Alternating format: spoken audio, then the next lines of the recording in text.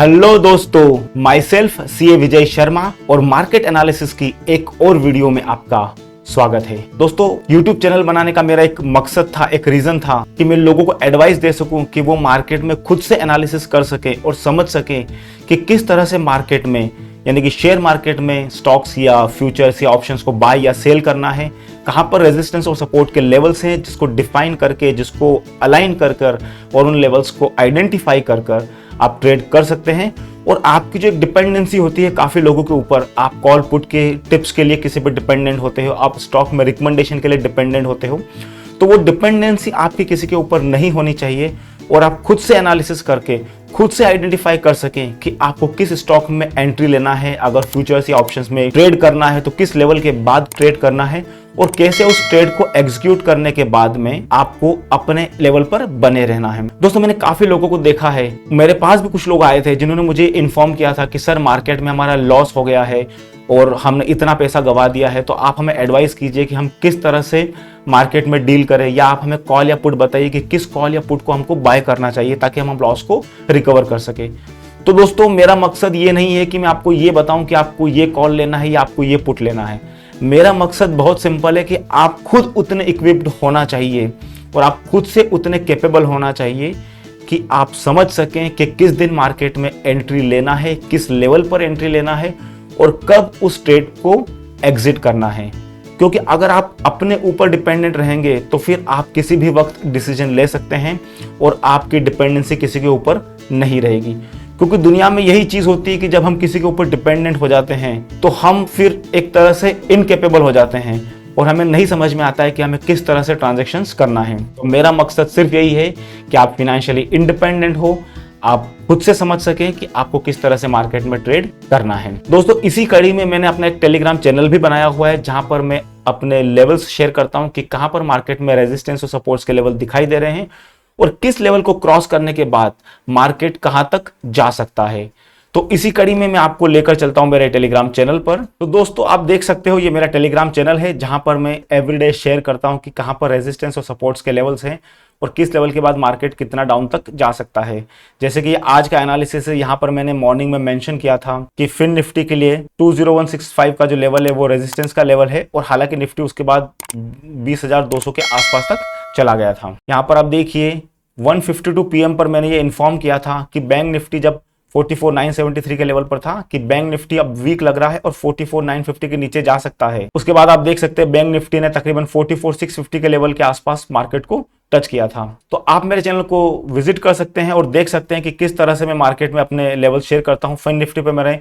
ये एक analysis share किया था कि 20,000 के लेवल के आसपास फिन निफ्टी पर एक सपोर्ट हो सकता है और अगर वो लेवल ब्रेक होता है तो हम और 50 पॉइंट डाउन की तरफ जा सकते हैं। और आप देख सकते हैं कि फिन निफ्टी में हमने तकरीबन 19,950 के लेवल को भी टच किया था। तो दोस्तों, टेलीग्राम चैनल का लिंक डिस्क्रिप्शन में शेयर किया है, उसको क्लिक करके आप चैनल को ज्वाइन कर सकते हो। और आपके अगर कोई भी डाउट्स रहते हैं, किसी तरह का कोई व्यूज होता है, तो आप मुझे टेलीग्राम चैनल में चैट के माध्यम से भी कनेक्ट कर सकते हैं। जैसा कि मैंने आपको बताया कि मेरा मकसद होता है आपको इंडिपेंडेंट बनाना। तो आप देख सकते हो कि किस तरह से मैं चार्ट्स का एनालिसिस करता हूं। मैं मोस्टली बैंक निफ्टी के चार्ट का एनालिसिस करता हूं और यहां पर अगर आप देखेंगे मैंने ये इन्फॉर्म किया था कि अगर मार्केट 44,950 के नीचे ब्रेक होता है तो हम 100 पॉइंट तक नीचे जा सकते हैं। तो इस तरह से मैं लेवल डिफाइन करता हूं क्योंकि यहां पर आप मार्केट को देखोगे कि मार्केट ने बार बार यहां पर सपोर्ट्स लिए हैं और अगर ये सपोर्ट ब्रेक होता है तो फिर 50 से 100 पॉइंट की चाल हम इजीली देख सकते हैं और वही आज हमको देखने को मिला है। और मैंने ये लेवल इसलिए मेंशन किए थे 44,950 का लेवल क्योंकि ये आज के दिन का एक लो भी था और मैंने 44,850 का लेवल इसलिए मेंशन किए थे क्योंकि इसी लेवल के आसपास हम कंसोलिडेट कर रहे थे बार बार और जब हम यहाँ से ब्रेक हो रहे थे तो हम 100 पॉइंट के आसपास नीचे जा रहे थे। तो यही मेरा मकसद था बताने का कि किस तरह से मार्केट में आप ट्रेड कर सकते हैं और कैसे सपोर्ट और रेजिस्टेंस के लेवल को आइडेंटिफाई कर सकते हो। दोस्तों, अभी हम हैं बैंक निफ्टी के 15 मिनट्स के चार्ट पर और यहाँ पर क्लोजिंग हमें दिखाई दे रही है 44,786 के लेवल पर। कल के दिन देखिए 3 पॉसिबिलिटी की हम बात करेंगे कि किस तरह से उस पॉसिबिलिटीज में हमको रिएक्ट करना है। अगर बैंक निफ्टी इसी लेवल पर ओपन होता है जहां पर बैंक निफ्टी आज क्लोज हुआ है तो 44,700 का लेवल बैंक निफ्टी के लिए काफी क्रूशियल होगा और अगर ये लेवल हम ब्रेक करते हैं तो फिर नीचे में हम 44,600 और 44,500 की तरफ आ सकते हैं।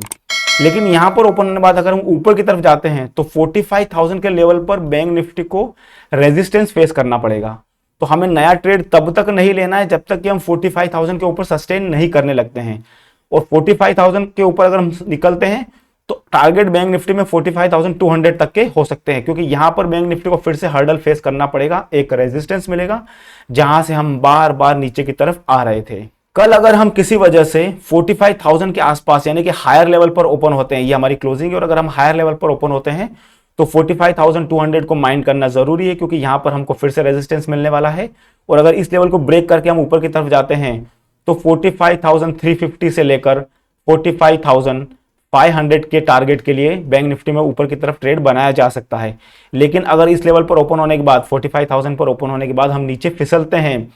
तो देयर इज ए पॉसिबिलिटी कि हम 44,800 के लेवल को टच करें और वो ब्रेक होने के बाद 44,700 की तरफ भी आ सकते हैं। अब चलते हैं निफ्टी के 15 मिनट्स के चार्ट पर और समझते हैं कि निफ्टी में ट्रेड कैसे बनेगा। सो निफ्टी की क्लोजिंग है 19,448 के लेवल पर। कल निफ्टी अगर इसी लेवल पर ओपन होता है जिस लेवल पर क्लोज हुआ है तो 19,520 का जो लेवल है वहां पर निफ्टी को हर्डल फेस करना पड़ सकता है। तो ट्रेड हमें शायद नहीं बनाना चाहिए, क्योंकि 50 पॉइंट का ही आपको यहां पर एक टारगेट मिलेगा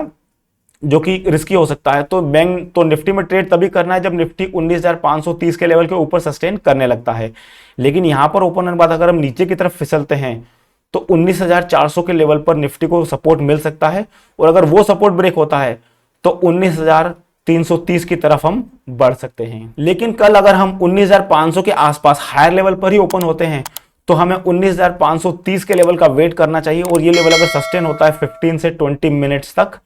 तो ही हमें इसमें ऊपर की तरफ एक ट्रेड बन सकता है जो निफ्टी को लेकर जा सकता है 19,600 के लेवल के आसपास। लेकिन इस लेवल पर ओपन होने के बाद अगर हम इस लेवल को ब्रेक करने लगते हैं और कोई एक बेरिश कैंडल दिखाई देती है 5 मिनट या 15 मिनट के चार्ट पर, तो वहां पर एक पुट साइड का ट्रेड बन सकता है और निफ्टी फिर से 19,450 की तरफ आ सकता है। अगर निफ्टी किसी वजह से 19,400 के नीचे ओपन होता है और उसी लेवल पर सस्टेन करता है और फिर अपने लो को ब्रेक करने लगता है तो फिर 19,325 से लेकर 19,250 के लेवल की तरफ निफ्टी जा सकता है।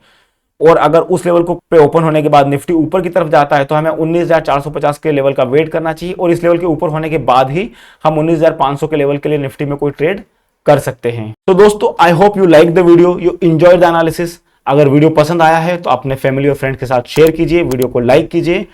और चैनल अगर अभी तक सब्सक्राइब नहीं किया है तो जल्दी से सब्सक्राइब कीजिए, क्योंकि इस चैनल पर आपको मिलता है जेन्युइन इंफॉर्मेशन। मिलते हैं एक और वीडियो में, तब तक के लिए गुड डे, जय हिंद।